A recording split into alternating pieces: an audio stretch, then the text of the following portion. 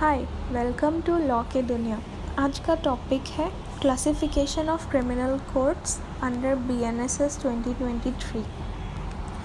Criminal courts are judicial bodies established to handle cases related to violations of criminal law.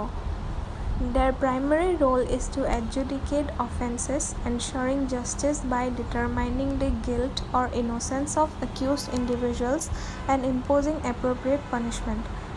अगर कोई criminal law को breach करता है या ब्रेक करता है तो हम इन कोर्ट्स में जा सकते हैं जस्टिस डिलीवरी के लिए। Hierarchy and classification of criminal courts मतलब levels of criminal court. Under Section 6 of BNSS 2023, criminal courts in every state are classified into the following categories. सबसे ऊपर आता है कोर्ट ऑफ सेशन, फिर आता है judicial magistrate of first class, next is judicial magistrate of second class and last is the executive magistrate. Territorial division under Section 7 of BNSS states that every state shall consist session division. State government, after consultation with the High Court, can alter the limits and number of such division or district or divide any district into further subdivisions. मतलब state government के पास power होता है इन courts को appoint करने का, और number of courts कितने होंगे स्टेट्स में वो भी डिसाइड करते हैं वो, और किसी कोर्ट को अगर फर्दर डिवीजन करना है तो फिर वो भी स्टेट गवर्नमेंट डिसाइड कर सकता है in consultation with the high court. सबसे पहले court of session. It is established under section 8 of BNSS. It is the primary court of criminal jurisdiction in a sessions division. The High Court appoints a session judge to preside over the court. सबसे ऊपर hierarchy में आता है session court, और जो high court होता है वो अपॉइंट करते हैं सेशन जजेस। पावर्स ऑफ सेशन जज। एक सेशन जज के पास कौन से पावर्स होते हैं? They have the power to try cases involving severe offenses such as murder, rape, robbery. They also have the power to impose death penalty subject to confirmation by the High Court. They can handle appeals against decisions made by lower penalty. मतलब वो लोग death penalty as a punishment दे सकते हैं अगर कोई hideous crime करता है तो, पर उनको हाई कोर्ट के साथ कंसल्ट करके ये डिसीजन पे अराइव करना होगा। और जो लोअर कोर्ट्स होते हैं एक स्टेट के, उनमें अगर कोई डिसीजन दिया जाता है और जो लिटिगेंट्स हैं वो अपील करते हैं तो वो सेशन जज के पास अपील कर सकते हैं। Additional session judges may also be appointed to assist in the disposal of cases. They share the same power as session judge with certain limitations as specified by the High Court. Session जज को help करने के लिए additional session जज भी appoint करते हैं high court.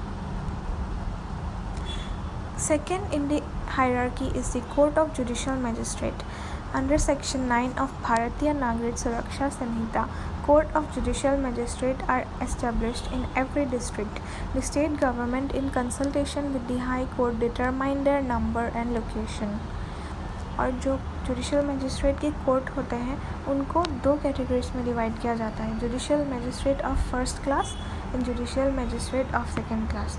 अब हम कुछ पावर्स देखेंगे जुडिशल मजिस्ट्रेट के।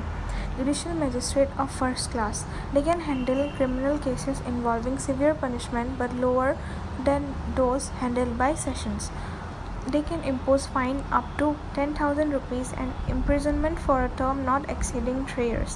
Judicial magistrate first class can impose fine up to 10,000. मतलब वो लोग कोई भी क्राइम के लिए 10,000 तक का फ़ाइन इम्पोज कर सकते हैं, और अगर इम्प्रिजनमेंट देना होगा तो फिर वो 3 years से कम होना होगा। Judicial magistrate of second class handle less severe cases with power to imprisonment up to 1 year और फाइन नॉट एक्सीडिंग 5 years. ये लोग 5,000 तक का फाइन इम्पोज कर सकते हैं और 1 year तक का imprisonment. Next in the hierarchy is the chief judicial magistrate. As per Section 10 of Bharatiya Nagrik Suraksha Sanhita, the High Court appoints a Chief Judicial Magistrate in every district. Additional Chief Judicial Magistrate may also be appointed to assist the CJM. Number 4. Executive Magistrate.